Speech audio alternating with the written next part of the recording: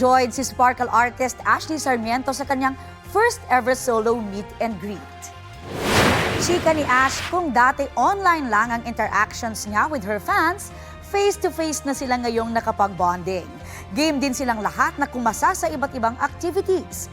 Bilang thank you sa kanilang efforts at unending love at support, pinerform ni Ashley ang songs na Obsessed at Oh My Days.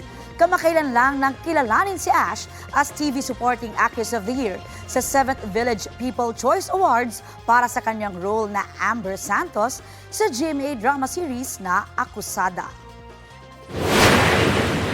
Pinaghirapan ko po talaga yung role po na yun. Nakakatuwa po na na-recognize po ako ng VP Choice Awards po. And of course, thankful din po ako sa lahat po na naniwala at bumoto po sa akin.